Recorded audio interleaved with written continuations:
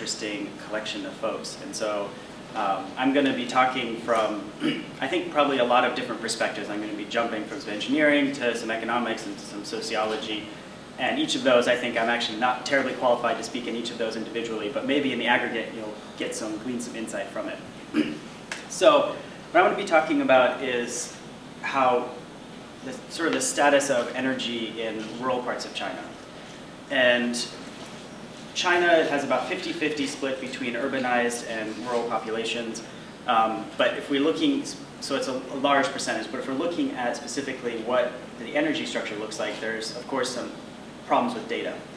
But this is sort of the best approximation that I could find. It's of course, taking these with margins of error. But roughly, if we were to take a look at how energy is used in rural parts of China, you have a large amount of coal, but you also have a significant fraction, over 30%, used in biomass. And one thing to note on this graph is that they put production and household uses together. So if we actually consider what the rural household is using, they're going to be using a lot less coal and a lot more biomass.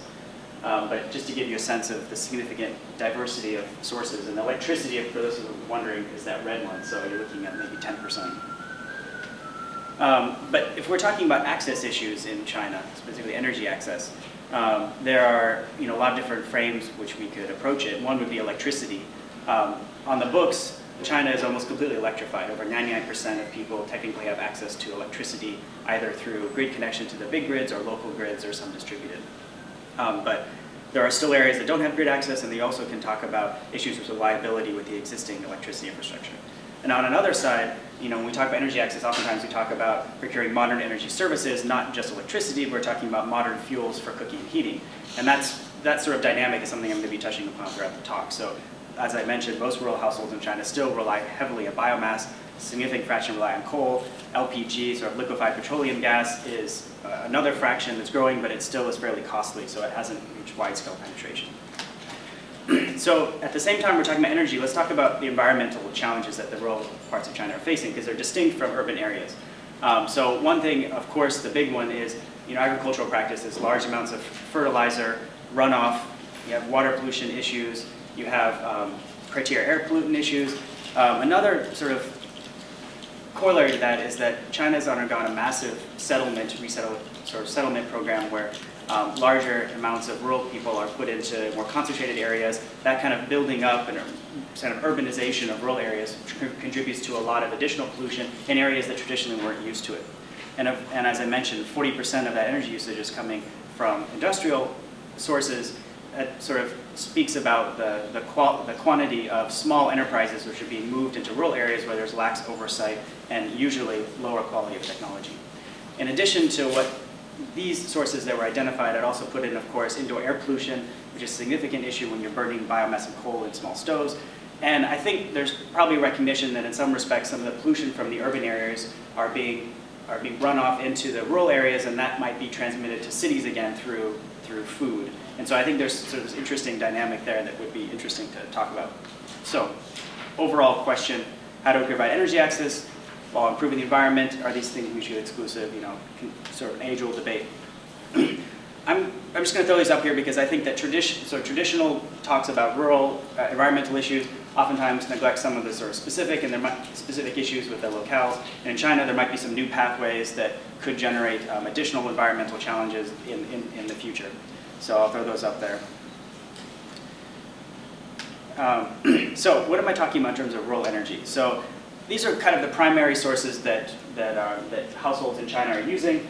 I've sort of separated them into roughly conventional and alternative. So conventional sources are traditional ones. There's a lot of coal being used in heating and cooking. There's, of course, some areas with grid can collect electricity, and small hydro, which I'm going to talk about a lot, and then biomass, which is, of course, a very traditional fuel, and diesel generators. Alternative, of course, there's improved ways to use biomass through improved cook stoves or through biogas, what I'm going to be talking about. There's also distributed electricity options, or off-grid PV, wind, and solar.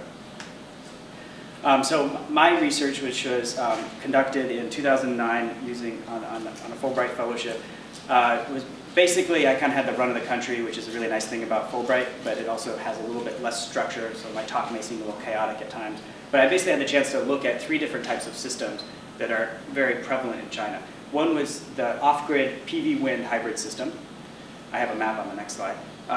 Small hydro grid, so sort of local grid supplied by primarily small hydro, and then household biogas.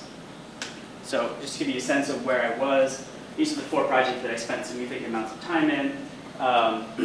Good variety of climates. This is a temperature gauge in winter, which is important when we talk about biogas, which I'll get to, but just so you get a sense of where I was.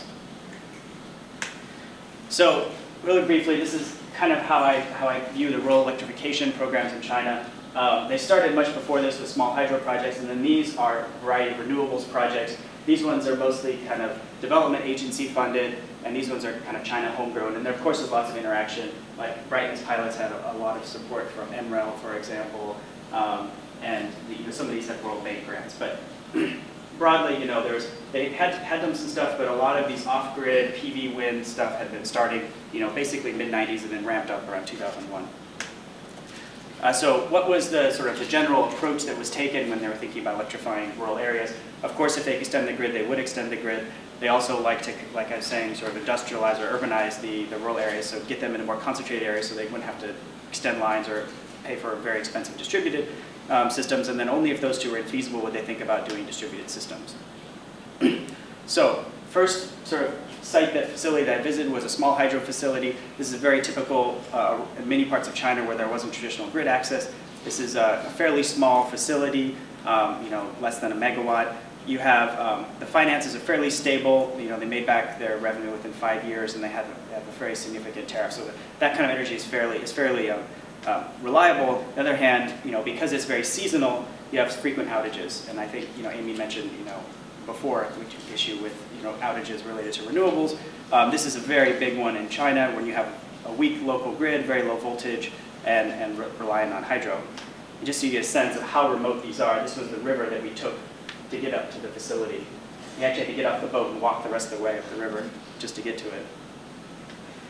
So switching gears a little bit on the sort of renewable side, distributed renewables, you had a number of projects, but they kind of crystallized in the 90s with the Brightness project. These were household systems, PV wind separately or together, and then a number of pilot projects. I visited one sort of village with lots of these in Inner Mongolia. And this is sort of a service center that was set up as a result of that. Sort of my takeaway from the home system approach was, these are fairly small systems. They're 100 watts. The biggest one I saw was 1.5 kilowatts, but that was pretty large by standards. It's very expensive upfront for the households. It's not completely subsidized. And you still have a relatively low annual electricity usage, ranging from 4,700 kilowatt hours per year per person. Something like 5,000 or 6,000 was the World Bank sort of minimum for developed countries. And the uses were varied. Most of them were kind of these small watt scales, which we traditionally think about. Very few, even the 1.5 kilowatt household could really use sort of productive uses like the fridges and the pumps because there still was a certain amount of unreliability in the system. So another aspect of the distributed systems that I was taking a look at were the hybrid, the sort of village system, the kind of microgrids. And these were, a whole village would have sort of a bigger system, and they'd have a centralized grid that would maintain and operate. You had one person whose job was to make sure that it was operating. It had a significant amount of investments, but microgrids also had some serious issues, just basically with the sustainability of the business model. They weren't getting enough revenue to have maintenance workers come in and repair any sort of issues with it. And there were some technology issues, but also just basically logistical issues in getting to those if there are any repairs that were needed. There's also one study by the Chinese Academy of Science which said that actually the subsidies provided by the government were not sufficient to maintain these programs. And so many of these microgrids, I think, are suffering as a result. But so when we talk about these sort of these distributed off-grid systems, we kind of have to think about what it is to be electrified. And I think that there's a lot of different ways we could approach that problem. But roughly speaking, we have like this we have this disparity where these off-grid systems provide maybe 150 kilowatt hours per year. In Beijing, a household might be consuming 3,000 kilowatt hours. Are these two households equivalent, right? Is this the same as that? there's a significant sort of question here about what's the level that we would need to have to be electrified. So again, switching gears a little bit, so that's the electrification side. So now let's take a look at the heating and cooking side. So biogas was one technology that I was looking at very extensively because China has already devoted a lot of resources to installing them. Currently there's maybe around 40 million according to their estimates, and they want to keep installing through 2015. So they've been starting in the 80s and the 90s. They've had a lot of investment solely on installing. So basically subsidizing around 1,000 to 1,500 Chinese yuan to put these digesters in the ground. And just so there's people that don't know what a biogas digester looks like, this is a couple cubic meters. You basically put slurry in the form of crop waste, animal waste, and human waste. It anaerobically digests, creates methane. You use that to cook. For these small ones, you really couldn't use it to heat with, but for the larger pig farms, they can use it to heat, or they can use it to generate electricity, for example. But this is this is the sort of technology I was looking at. And there's kind of two main varieties in China. One would be just have one kind of out in the field. The other one, you have one directly beneath the pig pen, so it kind of facilitates the manure getting in there. So this is what a happy biogas user might look like. So the issues with biogas, as opposed, we look at I think that sort of the financial sustainability issue in terms of for the off-grid, distributed electricity issues were significantly important. But for biogas, it's a very different kind of issue as maintenance. These things are very actually sophisticated systems, and there's a lot of chemistry that goes into it. If you don't maintain it properly, it could result in lots of extra work. They basically, because they didn't use it properly, they had to dig up all of the sledge inside and then replace it, and that was about a ton. So it took several people over the course of a couple days. I pitched them a little bit. But this is what happens if you don't maintain it properly. So significant potential labor burdens if you don't deal with the maintenance issues properly. So we talk about the biogas. Most people will say that biogas is only viable in maybe warmer climates in the winter because it requires a certain amount of temperature to shut down, or else it will shut down. I went to two sort of sites, one in a relatively colder part of the country and one in the south, which should be warmer. Interestingly, this one was a lot better run, and they were getting almost all their meals of the day from that. This one, in a very warm part of the country, they were getting 1, 2, maybe they weren't getting any meals a day. Basically means it was not producing enough gas to cook an entire meal throughout the day, even though the relative sort of intakes were the same. Now, why would that be? Basically it comes back to this maintenance issue of, if they don't know how to properly curate the feedstock, they don't know how to put it in properly, they don't stir it, they don't do some other things, it can result in basically clogging up, and then afterwards you have some problems cleaning it. So you could think, well, biogas sounds really kind of labor intensive. Why would we want to use this technology to replace? Why wouldn't we just want to bring in new fuels like LPG? Why don't we just subsidize that, or subsidize electricity for cooking? When I took a look at the labor impacts of some of the biogas digesters, in terms of where I was in the south, they were substituting biomass for biogas. So if you were to substitute those hours that you spent collecting wood off the ground, you might save an average of 3 days in the year. In terms of the additional maintenance required to keep the biogas running, it's actually less than that. So if you were to maintain it properly, you had a proper training program, incentives from the government to do so, you could actually keep the biogas digesters running at lower labor inputs, and of course it has a much better outcome for sort of the local environment. But that requires a certain amount of support from the government, which is a sort of a tenuous issue in China. On the other hand, if you don't maintain it properly, it can actually become a significant labor burden. So digesters might just be left, you don't use them, and then it might actually be dangerous if they're building up gas. So there's issues if you don't maintain it properly, or you might just have to dig out that sludge once a year, a ton of it. So there's some issues there. But just in case you were wondering about the biogas, those are happy pigs, because their manure is creating biogas, and those are unhappy pigs because their manure is not creating biogas. So that's kind of it's kind of a scattered discussion, but I think that I touched upon sort of these issues where there are a lot of ways we could frame energy access. There are a lot of ways we could frame development, and in terms of energy, a lot of that has been focused on electrification, which which is a valid sort of goal, but I think we should think hard about the costs of bringing electrification, what it means to be electrified, and if there aren't some other options that we could pursue to provide modern energy services, which might include biogas and might include other substitutions, and just sort of the broader trend of bringing increasing urbanization to rural areas, which is very prevalent in China and other parts of the developing world. So I'll stop there and have questions. Yeah? What are their backups for either on the microgrids when the electricity goes out or for the biogas? Do they have, what do they do? Oh, the electricity, you wouldn't have electricity, there's no backup. I mean, I imagine are they too general areas, too poor for generators or anything? Yeah, I mean, the household ones are not going to have diesel generators. Diesel generators would be sort of another form of a standalone system, but also very costly, much more costly. I didn't show the figures up here, but much more costly rather than diesel. In terms of biogas, they would just resort back to their traditional cooking, either biomass or coal. Buying coal actually is quite expensive in some parts, so the biogas can provide economic opportunity on that, but biomass is free. Yeah. I have two questions. One on the biogas, so you looked at household, rural scale biogas. Exactly. Is there any like community scale or industrial scale biogas?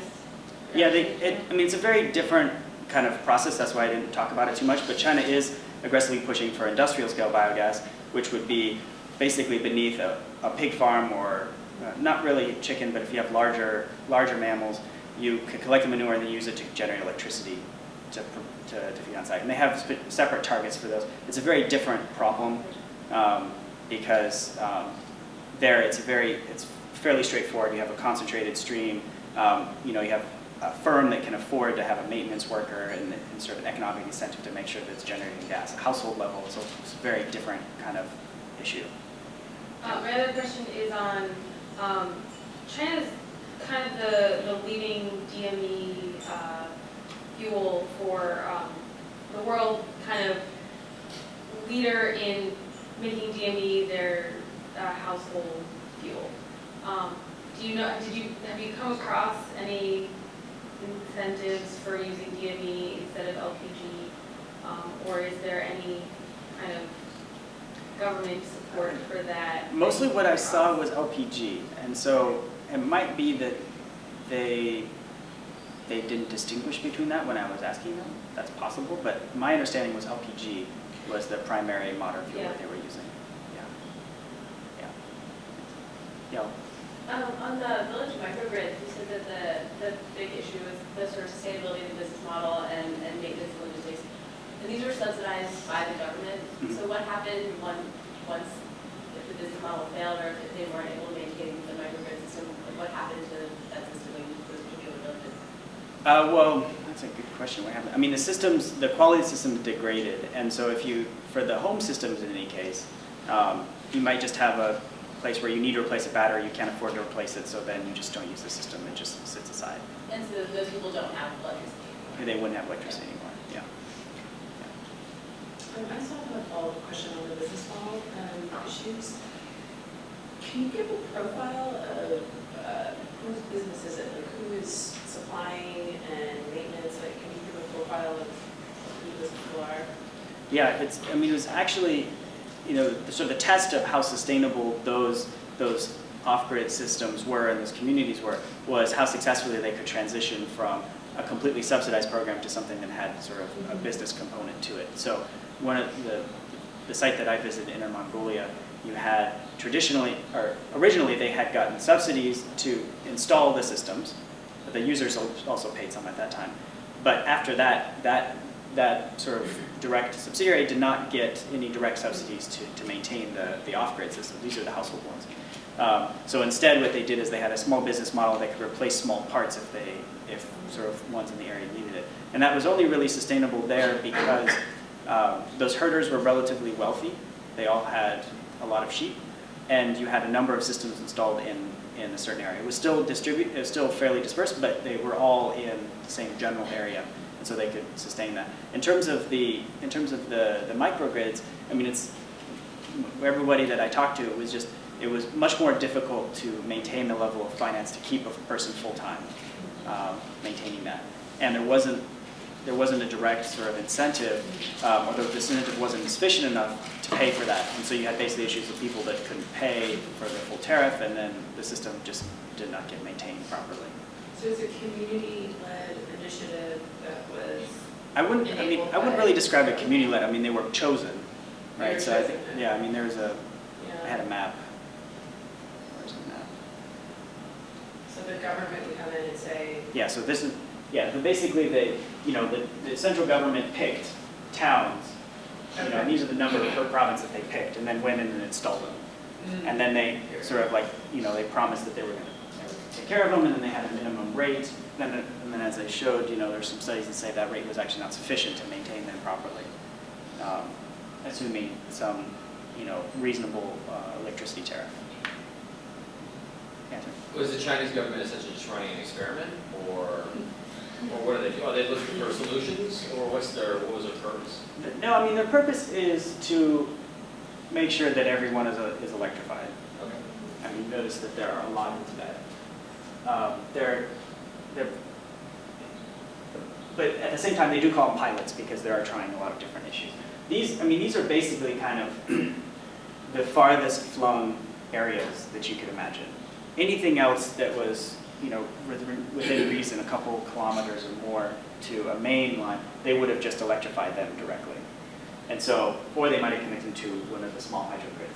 But, these areas where there's less hydro and you had significantly larger distances, they still had to find some way to provide electricity just as part of a broad rural development program.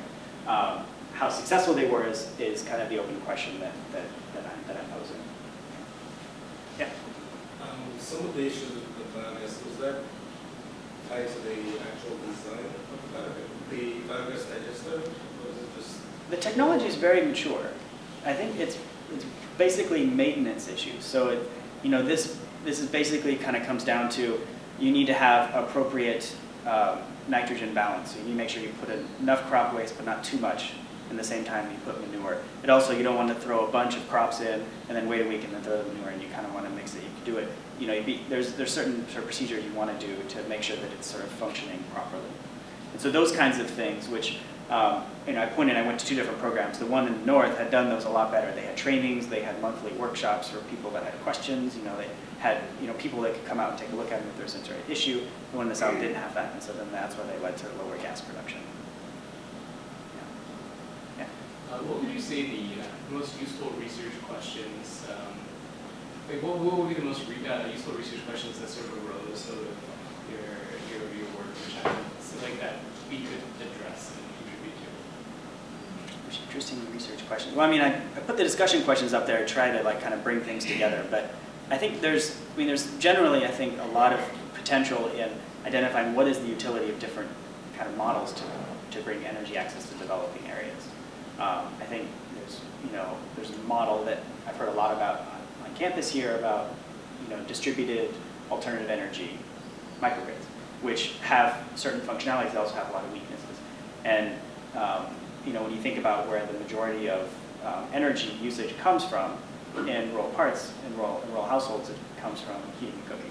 And so I guess the research question might be, what are the costs of providing these different kinds of services, and what are the benefits that you get from using renewable sources to supplant traditional ways of cooking and heating, and could you do an apples-to-apples comparison with electrification programs, and what would be sort of the lessons learned that you could take, because China's done a lot of both, and they've had successes and failures in both. And I think there's, China, China still has some significant challenges, but at the same time, most of this talk is not directed at China, right?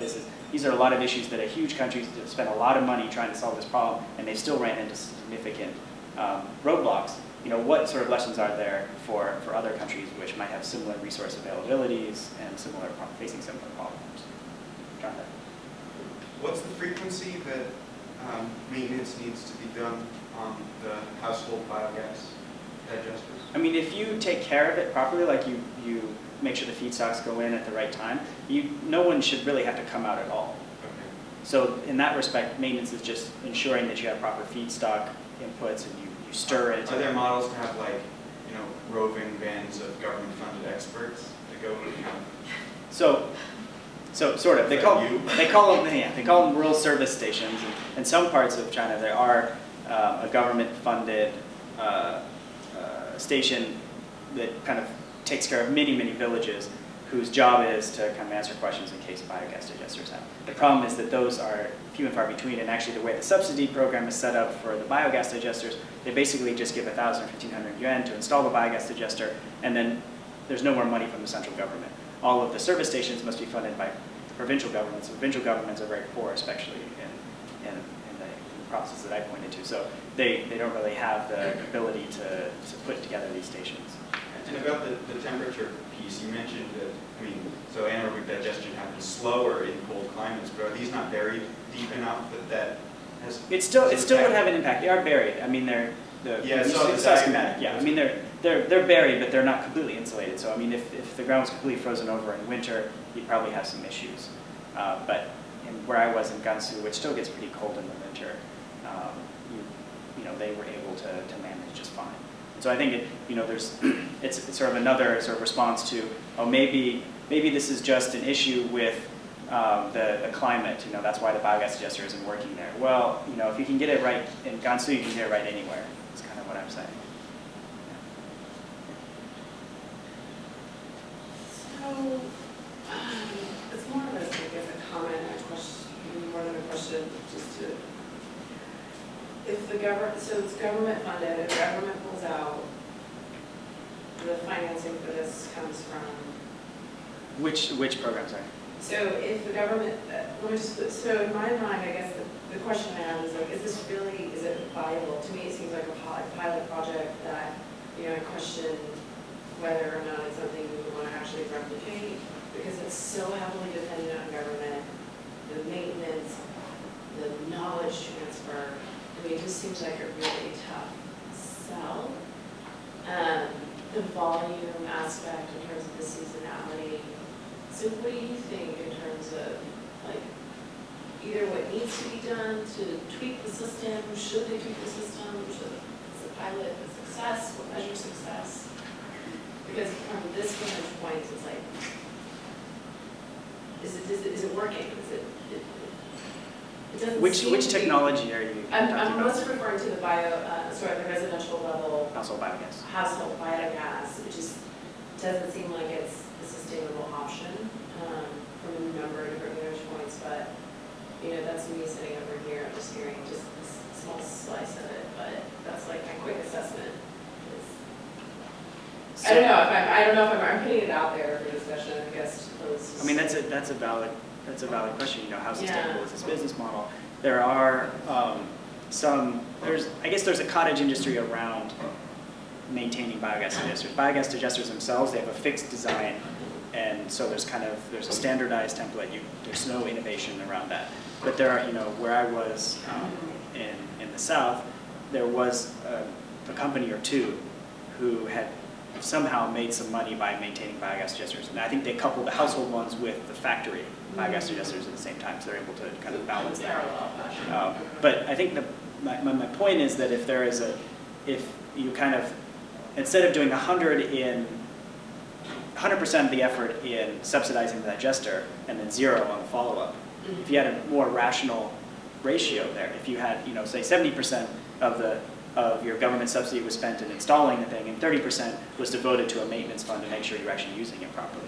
In fact, I think that probably should apply to every rural development program. I mean, if we hear about improved cook stoves, how useful are they? How widely, how efficient are they in changing traditional cooking patterns? Well, if you don't devote any sort of resources to educate people on how to use them, or even monitoring how they're being used, well, how effective is that program? And I think you could probably say the same thing about biogas digesters and some of the other renewable energy options. Yeah, more of a common discussion issue too. Like, I'm not sure if this is how it works, but like when the plant material, the manure breaks down, will it eventually release the methane anyway? Maybe just not in a more diffuse way. And if that's the case, like, could a strong case be made for public subsidies of biogas units as a way to mitigate, climate change impacts? If you were to have 100 million households using this to dispose of household food waste and manure, I mean, maybe you're actually buying extra space for more carbon because you're producing so much methane, which is 18 times worse. I don't know, Do you know anything about the? Yeah, I mean, if you changed 100 million to 200,000, then you would have had the number for the PDD that was submitted for the CDM for a project in Hunan that didn't get it.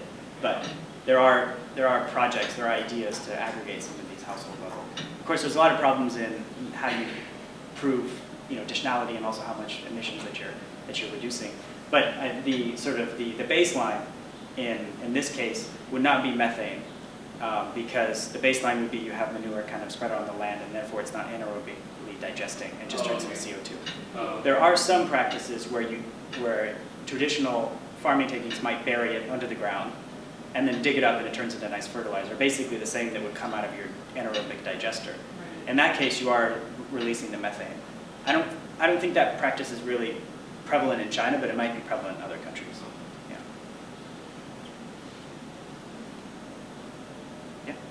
So kind of to touch on this what is electrified question, if some of these rural communities, if you could bring them grid access or bigger systems in some way, would they have the level of demand to use it, or are they kind of in this like feedback loop that you see kind of commonly in Africa and India, where it's this like chicken and egg problem of like even if you could get them reliable grid access, they don't have the money to buy new licenses to use it. So I mean, that's an issue. And China had a separate policy, which I didn't talk about, but it was called appliances to the countryside, where they subsidized purchase of some of these appliances to use the electricity, because they wanted not only to have electricity, they wanted people to be happy and have some way to use it.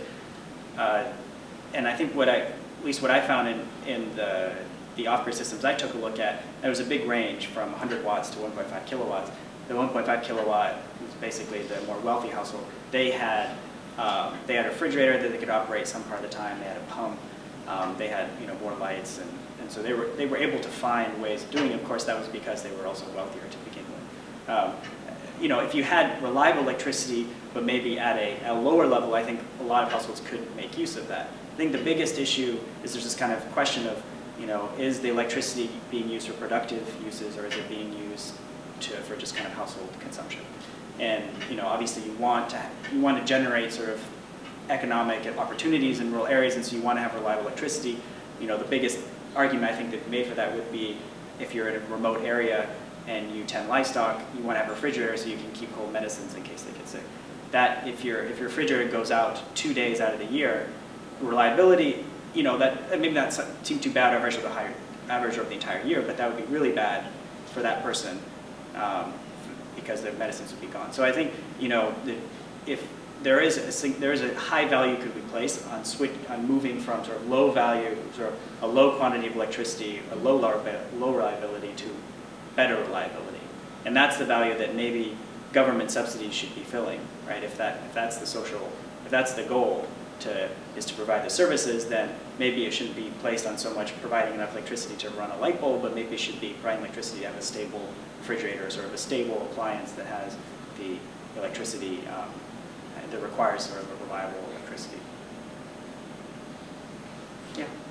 Excuse me, just a comment. I talked to this guy from ARTI Tanzania, and he was saying that they put out about 100 compact biodigesters based on their RT India model, which is kind of like civilian in urban areas. And he said it went from a rate of 7 out of 10 would be bad by the first year to 3 out of 10 would be bad after the first year. Once they increased the number of training they did, basically they would do training the first week, come back around the week after, do another training, and then come back a month later, do another set of training. But they always make sure they train everyone, and they noticed also that you had to train who was actually going to be working on the biogas plant.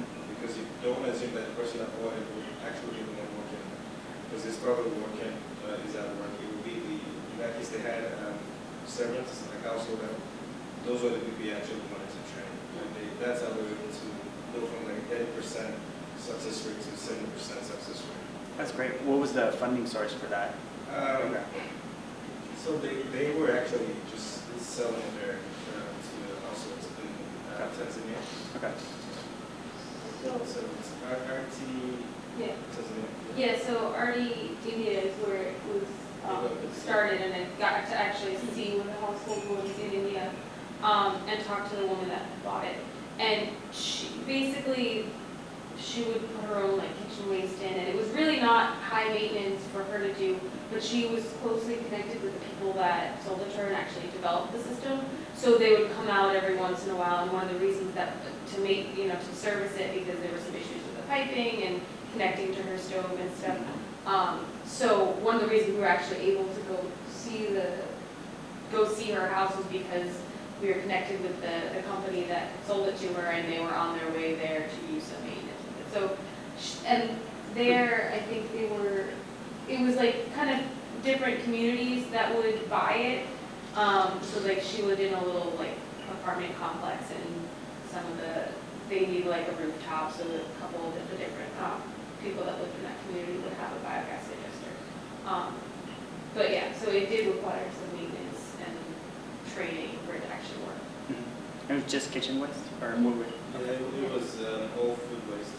Okay. Yeah, I mean, I guess if you don't get the nitrogen balance right, you might have to put in basically chemicals or additives, which could be what the maintenance workers were coming and dropping off. I don't know how, well, so they just started on a like base cattle dung like slurry that it came with. And then after that, she would just put in whatever daily kitchen waste she had, and it was fine. But it seemed to work. I think maybe what helps is also they don't mix food stuff, so it's not food this day, it's not animal the next day. It's just it does vary, but it is food waste. Yeah. Yeah. At the microgrid level, is this regulated? Regulated in the sense of like, is there an electricity regulatory commission overseeing the tariffs? I think for me, the big question, I'm sorry, but I don't see it, I seem like a skeptic on biogas, but one, yes, if you are sort of providing electricity, are there specific regulations for biogas? And then secondly, I feel like biogas and biodigesters in general have different sort of health connotations or issues than other sources of electricity. I don't know if you can tell me, but I just am wondering how this is overseen, if it is at all, or if it even needs to be. Well, the biogas digesters, I mentioned there's a fixed design for the construction. So basically, you can't change that one of those standard designs. So there's sort of there's maintaining quality in that fashion. In terms of the operation and maintenance, there's no standardization. Yeah, and one of the issues with having a standard design means that it's hard for private companies to get into the construction business, because they basically have to have they have to get permits from the government, they have to be certified and all of that. So on the construction side, it's hard for private firms to kind of come in with a new business model, which would say, okay, I'll pay for this, but also maintain it or something like that. Yeah, that's all your question? Yeah, no, I just, you answered my question. I think that in terms of the safety, whatever, which I'm still looking into, is if you don't let the process complete itself, then it could still be toxic for the environment. But if you let it complete itself, it's kind of turns into like soil. So it's not that Do you mean like what's coming out of it other than biogas? No, I actually wasn't thinking, I think you pretty much answered my question, which is like, the government has a standard, you follow the standard in terms of the construction design, and then there's operation, and there's maintenance, but that this isn't necessarily a sector like other sources of electricity that's highly standardized. They don't come in and sort of do regular checks, et cetera, so.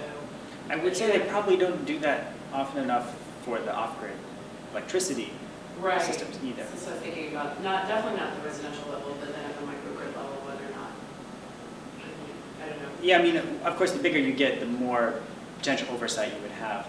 But there still are maintenance issues with these microgrids. Yeah. I guess it seems that maybe just at a certain scale, like in terms of what you're producing, it's just, there's no need for a lot of oversight, essentially. Yeah, I mean, I never really thought of oversight in that respect. I was thinking more in terms of maintenance. Yeah. Yeah, so like maintenance support. right? Because I mean, while your digester could potentially become dangerous if you didn't release the gas and you just kind of let it sit there, that's not really the main issue. I mean, it's mostly just you sunk costs, literally, and then they stopped producing, and so that's not good for the household. So that's more the issue. But in terms of the environmental impact, right? I mean, there's obviously huge differences between PV and wind and biogas, right? Biogas takes care of potential environmental pollutants and turns it into one of the byproducts would be something you can use for fertilizer. So there's a lot of potential ancillary benefits from biogas. Yeah. So, what would you think would be kind of like a path towards a real answer? Is it better, cheaper, solar, or is it just trying to bring the know-how to the rural areas to actually develop their own? Because you could have things like the parabolic troughs that could try and use to generate electricity if they could actually learn how to do that themselves. This maintenance. So going back to the biogas, if you were saying they did 70-30, and 30 was spent towards training, what would you suggest? What do you think? I know you've been working on this for a while. Have you come across or thought of something that you think would actually help? I mean, I guess what I'm trying to stimulate here, and I don't have the answers to every country. I guess what I'm trying to stimulate here is that there's one technology isn't going to solve all of the energy access problems, and if we focus, if we sort of make clear what our objectives are we just trying to provide electricity? Are we trying to provide energy services? Are we also trying to fix environmental problems locally? Or are there no environmental problems locally to worry about? And those questions, if we put them all together, we can come up with a better answer as to what sort of projects would be necessary. I think in China, they spend a lot of effort, and they've certainly installed a lot of biogas digesters so far. I think they've neglected to maintain them, which kind of erodes the other benefits that you get from it. And so I would, I guess, potentially divert some resources towards that particular program. The benefits, as I see for some of these off-grid systems, are not nearly as great as they claim because of that. And so I think that there's a lot of trade-offs you'd have to take a look at. Now, biogas isn't good in every climate, right? You need a stable source of feedstock. Traditionally, in China, if you wanted to maintain one of those 2 cubic meter digesters, it's basically need 1 pig and a couple people, and then some crop waste. If you don't have an animal, it's kind of hard to support that much without additional additives. So if you're in an area where there's not a lot of livestock being grown, maybe biogas digesters aren't really a viable option. So those are the kind of questions we should think about when we're talking about energy access and some of the problems that we're trying to solve by bringing energy to developing contexts.